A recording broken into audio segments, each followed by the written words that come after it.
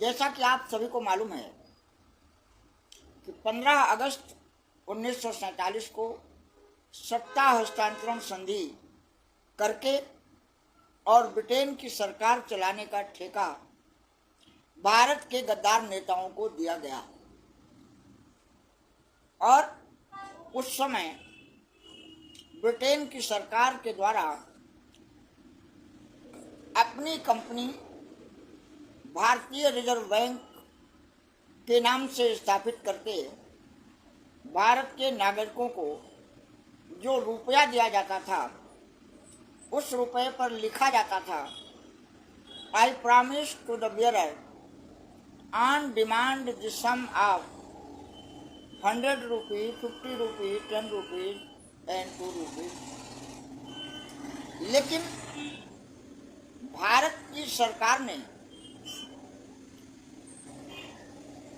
1968 में भारत को पूर्ण रूप से ब्रिटेन के समर्थकों के द्वारा लूटने और कंगाल बनाने का जो अभियान शुरू किया उसका आपको अध्ययन करने की आवश्यकता है।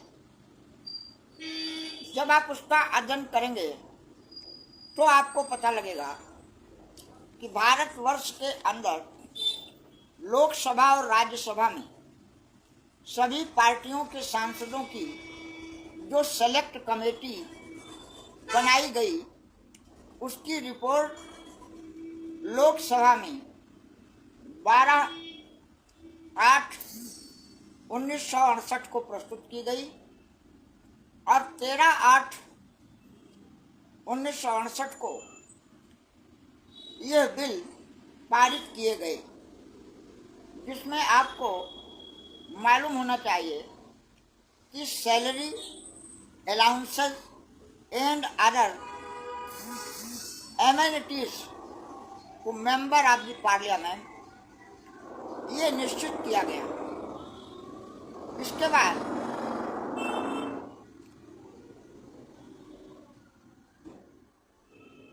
Constitution amendments still 1966 to 1967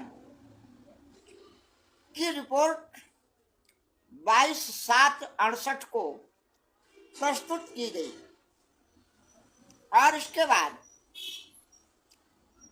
banking laws amendment bill जो 1967 में विचाराधीन किया गया था उससे 6/5/1968 को प्रस्तुत कर दिया गया। इसके बाद गोल्ड कंट्रोल बिल 13/8/68 को प्रस्तुत किया गया। इसके बाद इंश्योरेंस अमेंडमेंट बिल 1968 11/11/68 को प्रस्तुत किया गया। इसके बाद criminal and elections law amendment bill 2/17/68 को प्रस्तुत किया गया और इसके बाद union territories separation of judicial and executive functions bill 1968 10/12/1968 को प्रस्तुत किया गया। यानी भारत के सभी चीजों पर ब्रिटेन के द्वारा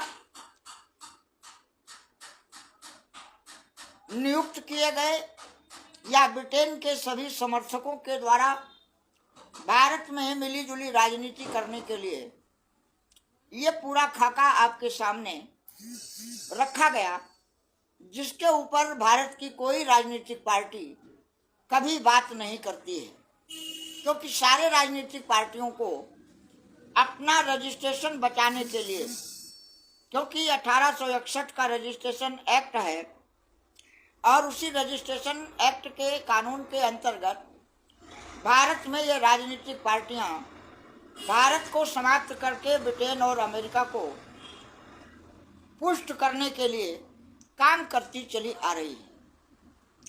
आपको विचार करने की आवश्यकता है। यह है gold control bill. Gold control bill सबसे ज्यादा महत्वपूर्ण इसलिए है कि ब्रिटेन की सरकार ने भारत का सोना और चांदी रुपए के माध्यम से लूटने का जो आधार बनाया, उसकी जिम्मेदारी अपने भारत के लुटेरों को सौंप दिया और उनका नाम राजनीतिक पार्टी कह दिया गया, राजनीतिक नेता कह दिया गया, जबकि वे सभी ब्रिटेन के कानून के अनुसार भारत में शासन कर रहे हैं, लूट कर रहे हैं और भारत के नागरिकों की हत्या कर रहे हैं।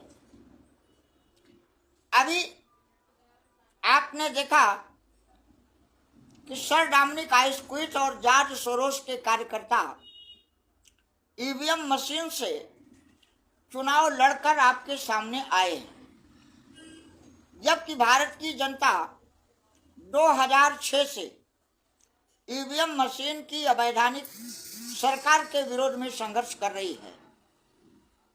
लेकिन चूंकि भारत की जनता गुलाम है और नेता ब्रिटेन और अमेरिका के लिए काम करते हैं, इसलिए उनके साथ गवर्नमेंट ऑफ इंडिया 1935 का बनाया हुआ ब्रिटेन के प्रशासनिक अधिकारी सहयोग करते हैं और ब्रिटेन के ये सहयोगी भारत की जनता का उत्पीड़न करते हैं, शोषण करते हैं, दमन करते हैं, कोर्टों में बैठकर और प्रशासन की कुर्सी पर बैठकर। यह सर्वविदित है। भारत के सामने न्यू वर्ल्ड ऑर्डर लाया गया, वैक्सीन से लाखों लोगों की हत्या कराई गई, जलवायु परिवर्तन करके भारत की नस्ल और फसल और प्रकृति को नष्ट करने का काम डंके की चोट पर किया जा रहा है। और अब भारत के लोगों को एक एक नए पैसे के लिए मजबूर करने का जो षड्यंत्र किया गया है, उसका नाम है नकली मुद्रा, CBDC एक्ट। और उस CBDC एक्ट के माध्यम से आपको असहाय कर दिया जाएगा और उसकी कंट्रोल इंटरनेट के पास होगी। जब इंटरनेट काम करेगा तो आपका मोबाइल काम करेगा और इनके फर्जी अंक का प्रयोग आप कर सकोगे। लेकिन जब आप इनके खिलाफ बोलोगे तो आपका इंटरनेट बंद कर दिया जाएगा। जैसे आज पूरे देश में अखंड हिंदू राष्ट्र मोर्चा के कार्यकर्ताओं का वीडियो रोका जा रहा है, उनको बोलने से रोका जा रहा है, उनके वीडियो को शेयर करने से रोका जा रहा है। यानी सारी ताकत ब्रिटेन की कोर्ट, कानून, प्रशासन और सरकार मिलकर किस तरीके से भारत के नागरिकों का जीवन अस्त व्यस्त कर रही है, वह सर्वविदित है। अभी लोकसभा में जो ईवीएम से चुनाव हुआ, उसके परिणाम को आपने देखा। और अभी हाल ही में जिस तरीके से हरियाणा में ईवीएम की सरकार बनाई गई, महाराष्ट्र में ईवीएम की सरकार अभी नहीं बन पा रही है, उसका एक दिलचस्प पहलू मीडिया के माध्यम से आपके समक्ष आया है।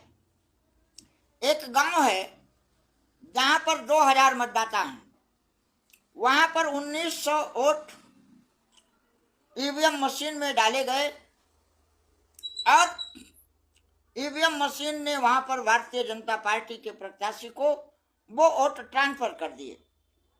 2000 लोगों को कांटेक्ट करना कोई बड़ी बात नहीं है।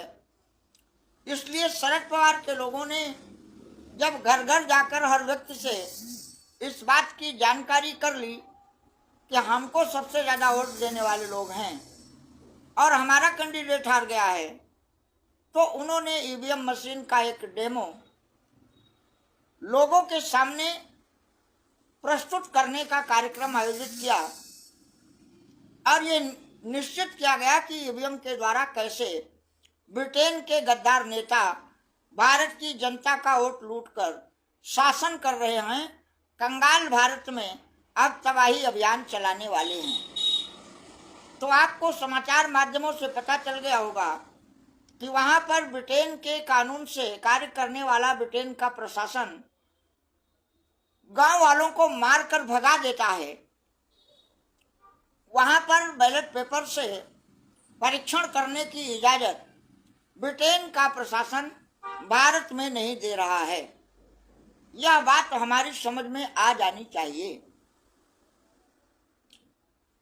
अब नेताओं ने एक नारा दिया है कि हम एक हैं, नेक हैं, हम बंटते नहीं हैं, हम कटते नहीं हैं, लेकिन जो बंटेगा वो कटेगा। ये खुला चैलेंज आपको मीडिया के द्वारा दिया जा रहा है। इसका मतलब क्या है? इसका मतलब है कि लोकसभा में, राज्यसभा में सारे नेता एक हैं। कैसे देश को लूटा जाएगा, कैसे स्विस बैंक में पैसा जमा किया जाएगा, कैसे भारत का रुपया रद्दी की टोकरी हो गया, ये सारी चीजें आपके सामने इन नेताओं के द्वारा 1968 से सुनियोजित तरीके से प्रस्तुत की जा रही है। अखंड हिंदू राष्ट्र मोर्चा का राष्ट्रीय अध्यक्ष होने के नाते मैं अभिलेखों के आधार पर भारतवर्ष के सभी नागरिकों को इन लुटेरों के साक्ष्य का प्रमाण प्रस्तुत कर रहा हूं। और आपको समझ लेने की आवश्यकता है कि भारत में जितने भी रजिस्ट्रेशन एक्ट के अंतर्गत पंजीकृत राजनीतिक दल हैं वह ब्रिटेन के लिए ही काम करेंगे। आपके बीच में किसी भी प्रकार का नारा दे सकते हैं, लुभावना संदेश दे सकते हैं, लेकिन जब तक भारत में ब्रिटेन की अदालत है, कोर्ट है, जब तक भारत में ब्रिटेन के कानून से काम करने वाला प्रशासन है और ब्रिटेन के लिए काम करने वाले नेता हैं, तब तक न आपकी शिक्षा बचेगी, न संस्कार बचेगा, न चरित्र बचेगा, न चिंतन बचेगा, न जमीन बचेगी, न घर बचेगा, न आपका प्राण बचेगा। यह बात आपको स्पष्ट रूप से समझ लेने की आवश्यकता है। भारत के अंदर चुनाव होने वाला है, तमाम राजनीतिक पार्टियां चुनाव लड़ रही हैं।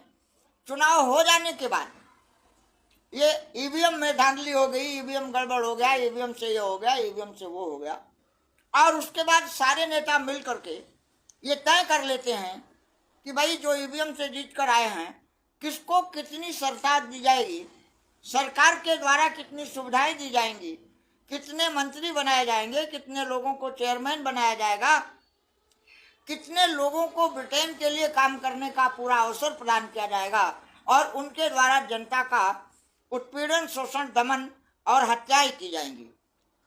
ये अभियान पूरे देश में आपको देखने को मिल रहा होगा।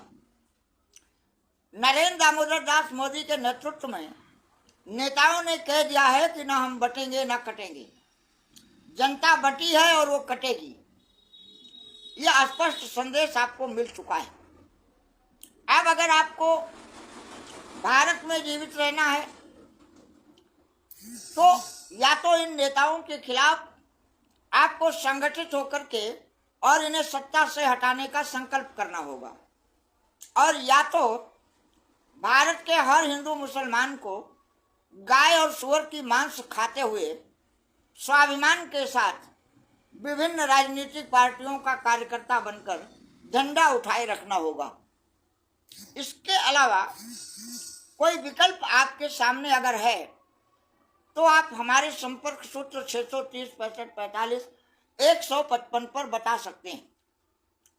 मैंने दीपावली के दिन भारत के सभी नागरिकों का आह्वान करते हुए निवेदन किया कि भारत का कोई भी नागरिक, मंत्री हो, संतरी हो, नेता हो, अभिनेता हो, मुख्यमंत्री हो, गवर्नर हो, कलेक्टर हो, कमिश्नर हो या किसान, मजदूर आदमी हो, हमारे किसी भी कार्यकर्ता को पूरे देश में 2 रुपए, 5 रुपए, 10 रुपए का नोट जो हमारे देश में 1967 तक लोगों को दिया जाता था, 1968 में हमारे हाथ में लोकसभा और राज्यसभा में देश के सभी राजनीतिक नेताओं ने संगठित होकर जो षड्यंत्र किया, और उस षड्यंत्र पर आज तक भारत की मीडिया नहीं बोली, किसी नेता या पार्टी के बोलने का प्रश्न ही नहीं उठता है, क्योंकि उसमें सारे लोगों को हिस्सा मिल रहा है। नरेंद्र दामोदर दास मोदी ने कहा, सबका साथ, सबका विकास और भारत का सर्वनाश। ये उन्होंने डंके की चोट पर मीडिया में घोषित कर रखा है।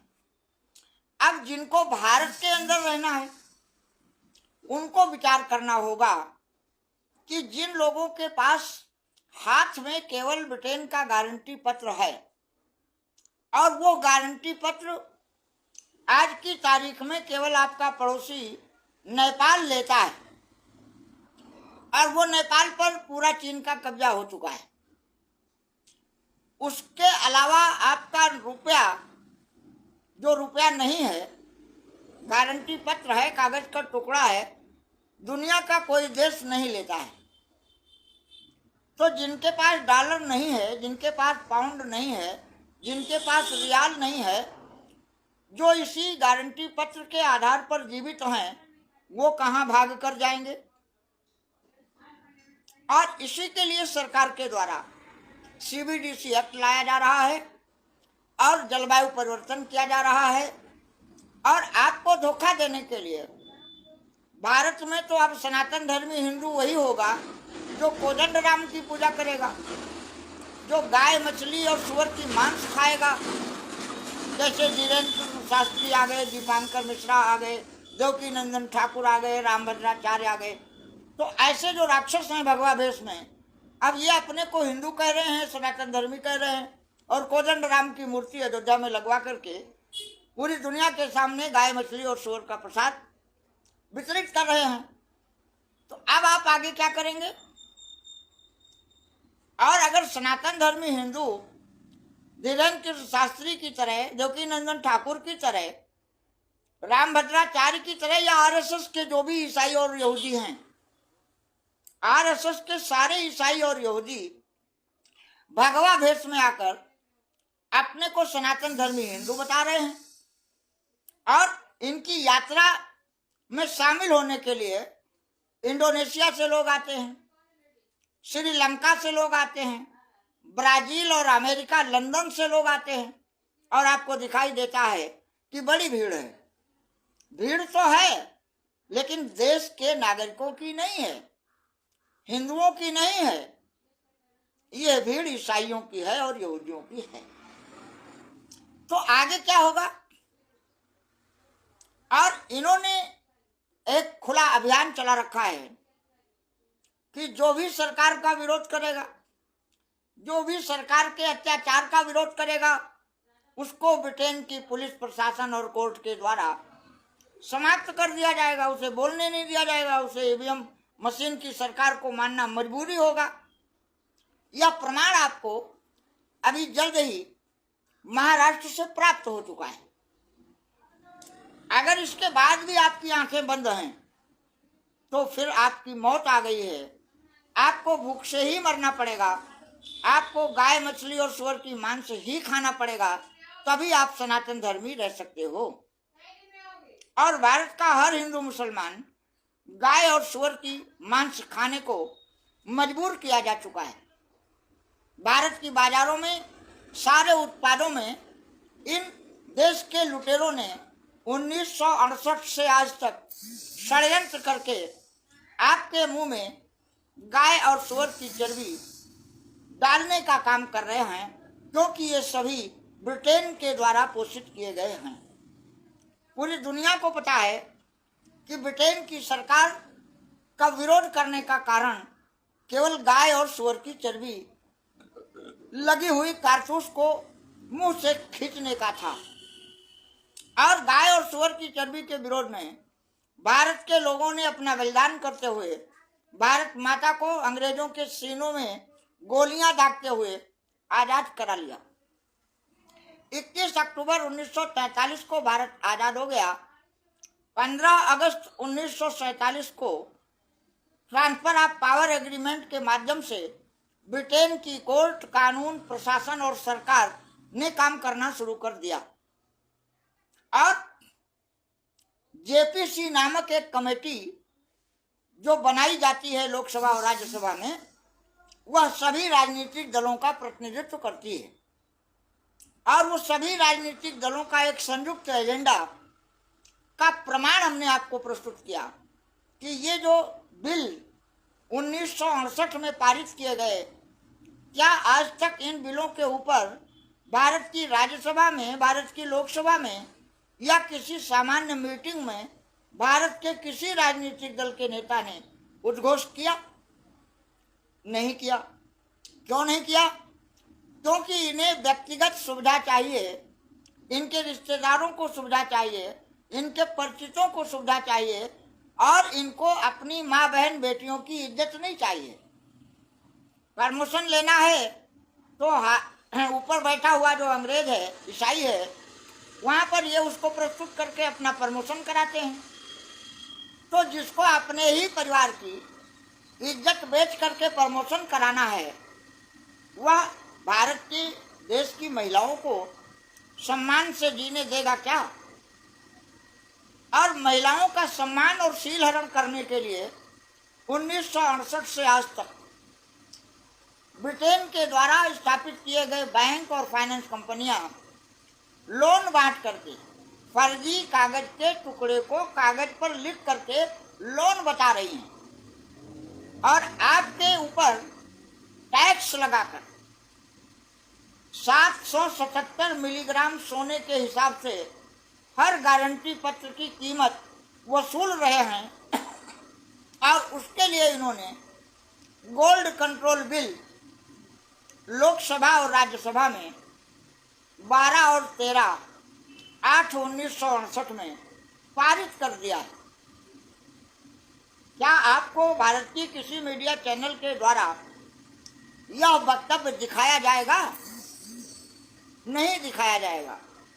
हम लोगों की बात मीडिया कभी भारत में लिख नहीं सकती है, क्योंकि गुलाम भारत में मीडिया में उसी की बात कही जाएगी जो ब्रिटेन के लिए काम करेगा, जो हलाल गाय की मांस खाएगा और खिलाएगा, जो कोदंड राम की मूर्ति लगा करके और देश को बताएगा कि हमने अयोध्या में श्री राम मंदिर बना दिया।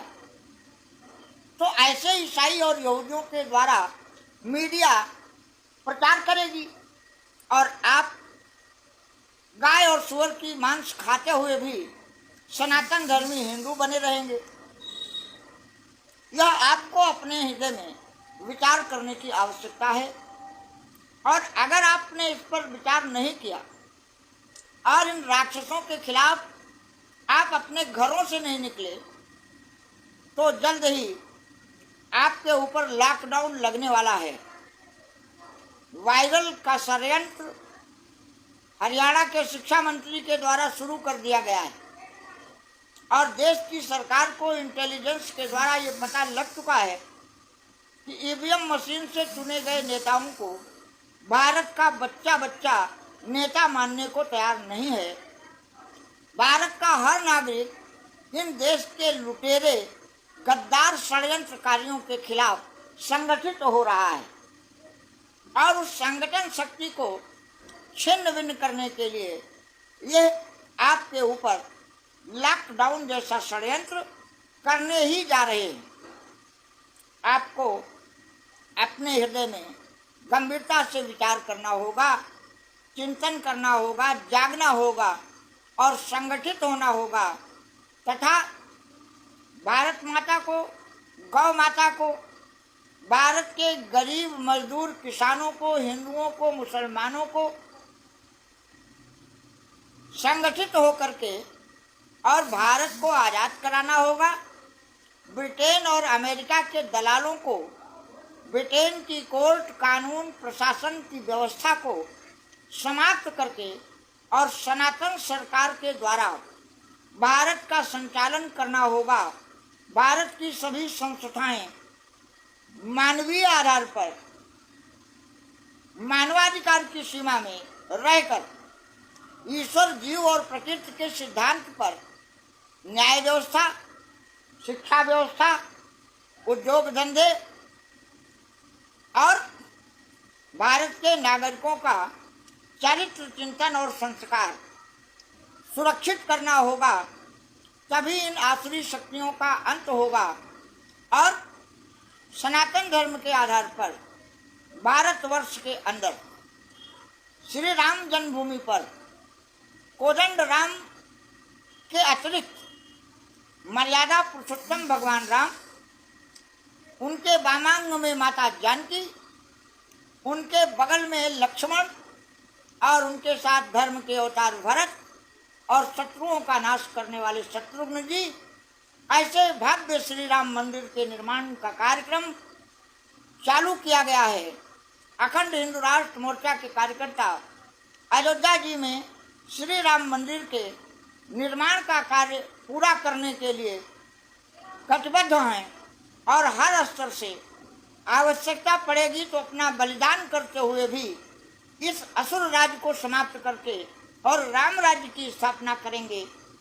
सनातन सरकार के द्वारा संपूर्ण विश्व को जो आज विनाश के कगार पर जा रही हैं, विकास के नाम पर सृष्टि को मिटाने का कार्य किया जा रहा है, पशु पक्षियों से लेकर और मनुष्यों की हत्या करने का जो राक्षसों के द्वारा अभियान चलाया जा रहा है, इस महाअभियान पर अंकुश लगा सकता है तो केवल अखंड हिंदू राष्ट्र मोर्चा लगा सकता है।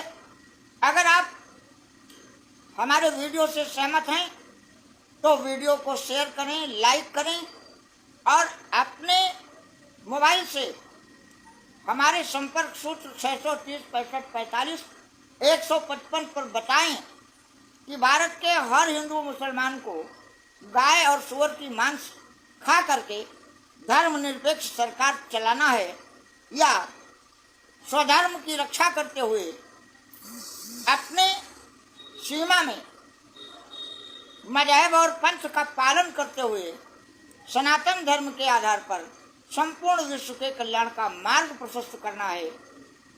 आप अपने विचारों से हमें अवश्य अवगत कराएं और ये मत समझें कि कोई राजनीतिक पार्टियां अलग अलग कोई संगठन है। ये राजनीतिक पार्टियां केवल आपको बांटने और काटने के लिए ब्रिटेन और अमेरिका के द्वारा सर डोमिनिक आइसक्विथ और जॉर्ज सोरोस के नियंत्रण में काम कर रही है और भारत का सर्वनाश करने वाली आरएसएस के पास ईसाई मंच और मुस्लिम मंच के जो कार्यकर्ता हैं, ये ईसाई और यहूदी हैं। इनका भेष कोई भी हो, इनका रूप कोई भी हो, इनकी भाषा कोई भी हो, लेकिन ये कोदंड राम के भक्त हैं। मर्यादा पुरुषोत्तम भगवान राम की सामाजिक, राजनीतिक, सांस्कृतिक विरासत को समाप्त करने वाले राक्षस आपके हितैषी नहीं हो सकते हैं। हर हर महादेव।